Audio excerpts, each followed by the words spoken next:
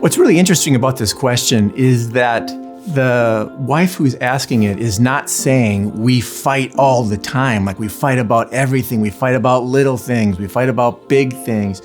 It's not actually what she's asking. She's saying we fight about one thing, and that one thing keeps coming up. And when I hear her question, I think, I imagine that same thing that she and her husband are fighting over is rather significant.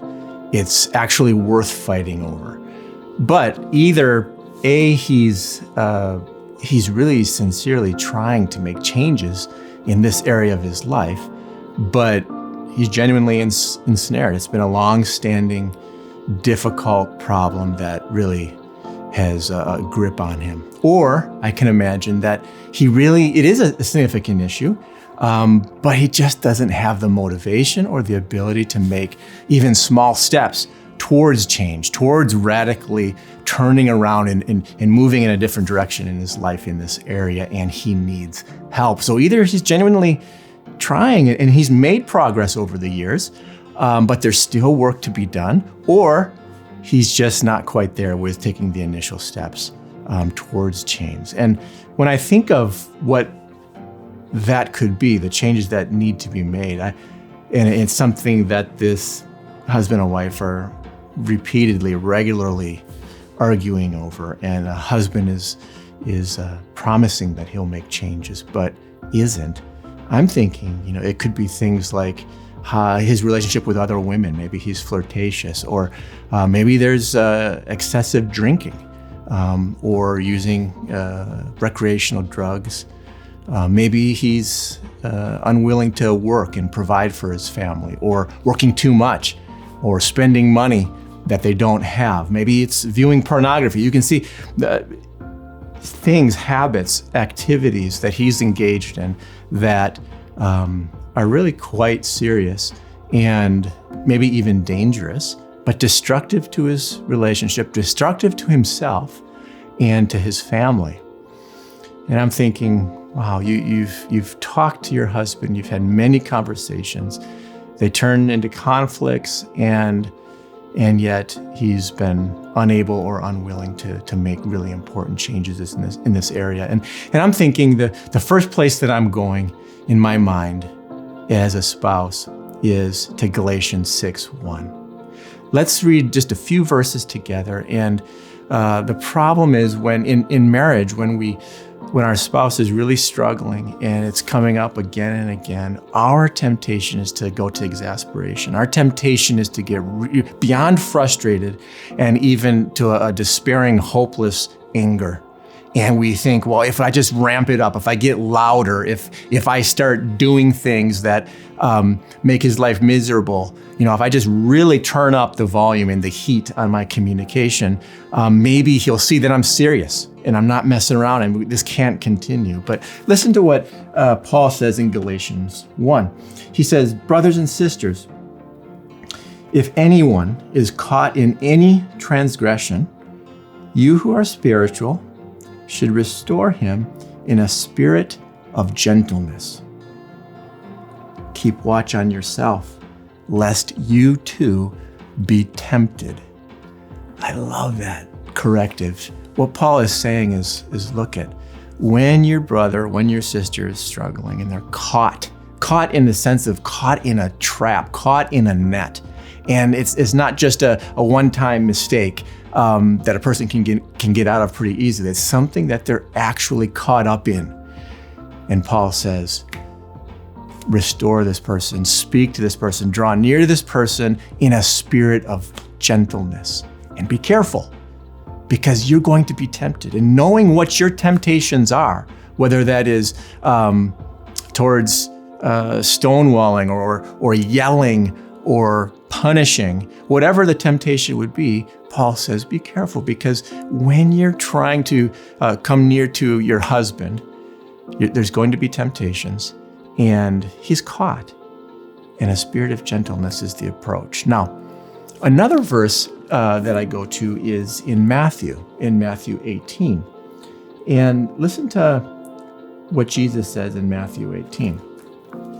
Verse 15 says, if your brother or sister sins against you, go and tell him his fault between you and him alone. If he listens to you, you've gained your brother. Okay, there's the goal. So you're going with a spirit of gentleness, and your goal is to win your brother. You're not gossiping. You're not trashing him with friends. You're not doing things passively aggressive. You're going directly to your husband and you're saying, I'm really concerned. This is something that is wrong. And let's talk about it. And Jesus says, just between the two of you. And the goal is that you would gain your brother. The goal is that he would actually take to heart what you're saying and take steps forward. Now, you may be thinking, well, yeah, I've done that many times. And it ends the same.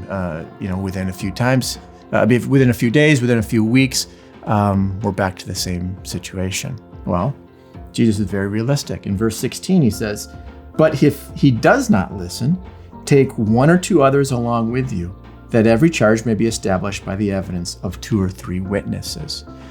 Now, you may be at a situation where you're saying, look, I've already gone and approached my husband. And yeah, it's not been perfect, but it has been sincere. And he knows that this is an area that change is needed in. And he hasn't listened. At this point, it's time to bring someone else in, someone who loves your husband. Maybe ideally someone who your husband trusts and someone who he'll listen to. Maybe you can go and talk to that person, and not in a gossipy way, but come in and say, look, we're having a struggle. Will you come with me to talk to my husband together? There's been something that we've been unable to really work through, and it's serious. Well, verse 17, if he refuses to listen even to them, tell it to the church. And if he refuses to listen even to the church, let him be to you as a Gentile and a tax collector. In other words, God gives us this process of love where we're not just, if our brother or sister is caught in serious sin, we go first alone. And then, and that may be a process of weeks or months. It's not just I go once and then, I'm going to bring somebody else into the conversation. No, we give this time. And then if that's not helpful, if your husband is not listening, not hearing, not able, his ears aren't open to you, then we bring another person in that hopefully your husband respects, that can speak into his life as well and express concern and the urgency of the changes that need to be made. And even if that isn't fruitful, then Jesus says, bring someone from church, bring a pastor, bring an elder, a deacon. And he gives us a way forward that's very practical and very pastoral. Now, the last thing I'd like to say is that spirit of gentleness that Paul speaks of.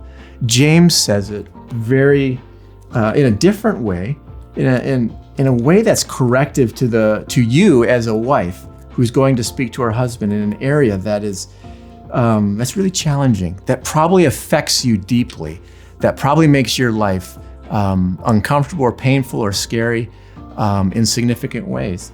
And listen to what James says. This is James 1 and verse 20, starting in verse 20.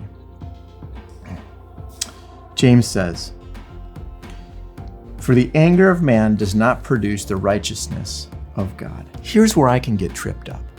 As we were talking about just a few moments ago, when it's something that we're starting to get exasperated over, and it's something very significant, we can believe the lie and can get hooked into thinking, if I just get louder, if I just get angrier, it'll have more of an effect. And James says, don't deceive yourself. Your anger will not bring about what God desires. If you truly want change for your husband and you're in line with what the Lord desires, your anger is not going to do what you want it to do. In fact, it'll get in the way. God promises that and says, no, go with a gentle spirit, a spirit of gentleness. Go with someone else if your husband's not listening. And know that the Lord is with you. Where 2 or 3 are there, he is with you, and he will give you strength in these really hard things.